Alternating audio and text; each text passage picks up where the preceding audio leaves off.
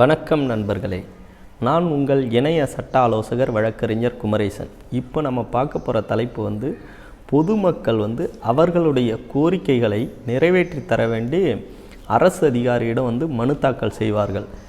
அந்த மனுவின் பேரில் உரிய நடவடிக்கை எடுக்கப்பட்டதா இல்லையா என்பது அந்த மனு தாக்கல் செய்த நபர்களுக்கு தான் தெரியும். பொதுவாக சமீபத்தில் கூட மனு வாங்குவதற்காக முகாம் அமைத்து அந்த முகாமை பெருவாரியாக விளம்பரப்படுத்தி வருவதாக தெரிய வருகிறது. இருந்த போதிலும் அந்த மனுவின் மீது எடுக்கப்பட்ட நடவடிக்கைகள் என்ன என்பதை விளம்பரப்படுத்துவதில் தயக்கம் இருக்கிறது. இது நாம் அனைவரும் சிந்திக்க வேண்டிய ஒன்றாக இருக்கிறது. இப்படி இருக்கும் சூழ்நிலையில் பார்த்திங்கன்னா, திருக்கடையூர் பகுதியில் அமிர்தகடேஸ்வரர் கோவில் இருக்கிறது.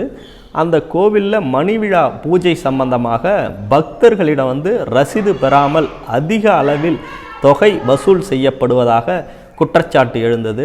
அதனால் அந்த கோயிலுடைய அறங்காவலர் அவர்கள் இந்த அறநிலையத்துறை அதிகாரிகளிடம் இது சம்பந்தமாக நடவடிக்கை எடுக்க வேண்டி மனு தாக்கல் செய்தும் அந்த மனுவின் மீது நடவடிக்கை இல்லை என்பதனால் அவர் உயர்நீதிமன்றத்தை நாடி இருக்கிறார்.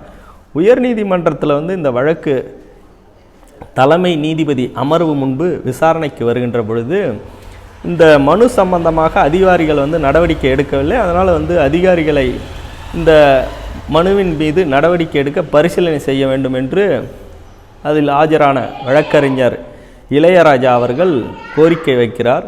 அப்படியான சூழ்நிலையில் தலைமை நீதிபதி அமர்வு என்ன சொல்கிறாங்க அப்படின்னா, பொதுவாக மனு தாக்கல் செய்த 30 நாட்களுக்குள் அந்த மனுவில் தீர்வு கண்டு அது சம்பந்தமான பதில் அறிவிப்பை மனுதாரருக்கு தெரிவிக்க வேண்டும் என்று அரசு அதிகாரிகளுக்கு அரசாணை தமிழக அரசால் பிறப்பிக்கப்பட்ட நிலையிலும் அவர்கள் அதை பின்பற்றுவது கிடையாது. இனிவரும் காலங்களில் இது போன்ற அரசாணையை பின்பற்றாமல் குறிப்பாக மனு தாக்கல் செய்து அந்த மனுவின் தேதியிலிருந்து 30 நாட்களுக்குள் அந்த அரசு அதிகாரிகள் அந்த மனுவின் மீது தீர்வு கண்டு அதன் விவர அறிக்கையை அந்த மனுதாரருக்கு தெரிவிக்க வேண்டும். அப்படி தெரிவிக்கவில்லை என்றால் சம்பந்தப்பட்ட மாவட்ட ஆட்சியர்கள் அவர்களுக்கு 25,000 அபராதம் விதிக்கப்படும் என்று ஒரு அதிரடியான எச்சரிக்கையை உயர்நீதிமன்ற தலைமை நீதிபதி அமர்வு பிறப்பித்திருக்கிறது. இது சம்பந்தமாக அந்த அரசு வழக்கறிஞர் இந்த எச்சரிப்பு தகவலை தமிழக அரசினுடைய கவனத்திற்கு எடுத்து செல்வதாக தெரிவித்திருக்கிறார். ஆக ஒரு நீதிமன்றம் அரசு அதிகாரிகள் எவ்வாறு செயல்பட வேண்டும் என்பதை ரன்னிங் கமாண்டரி கொடுக்க முடியாது.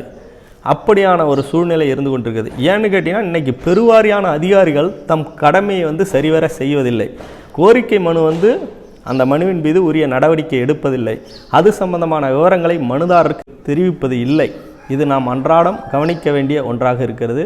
நண்பர்களே, இது போன்ற சூழ்நிலையில் நீங்கள் அரசு அதிகாரிகள் தம் கடமையிலிருந்து தவறுகின்ற சூழ்நிலையில் நீங்கள் அது சம்பந்தமாக மனித உரிமை ஆணையத்தில் புகார் மனு தாக்கல் செய்து அதன் பேரில் உரிய நடவடிக்கை எடுக்கலாம். அல்லது இது போன்ற நீதிமன்றங்களில் மனு தாக்கல் செய்து அதன் பேரில் அரசு அதிகாரிகளுக்கு எதிராக உத்தரவு பெற்று அதன் வாயிலாக உங்களுடைய கோரிக்கையை நிறைவேற்றிக் கொள்ளலாம். ஆகவே நண்பர்களே, இதுபோன்ற சட்டம் சம்பந்தமான தகவல்கள் மற்றும் நீதிமன்ற தீர்ப்புகள் அடங்கிய காணொளிகளை நாங்கள் பதிவு செய்து கொண்டு வருகிறோம். உங்களுக்கு சட்டம் சம்பந்தமான சந்தேகங்கள் இருந்தால் நீங்கள் கமெண்ட் பாக்ஸில் தெரிவிங்க, அல்லது திரையில் இருக்கக்கூடிய நமது வாட்ஸ்அப் எண்ணுக்கு தெரிவிங்க. மேலும் சட்டம் விழிப்போடு இருப்பவருக்கே துணை நிற்கும் என்ற கோட்பாடு நிலவி வருவதால் சட்டத்தின் அடிப்படை கோட்பாடுகளை மக்களிடையே பரவலாக்கி சட்ட விழிப்புணர்வை ஏற்படுத்த வேண்டும் என்ற நோக்கத்தில் இந்த காணொளி பதிவிடப்படுகிறது.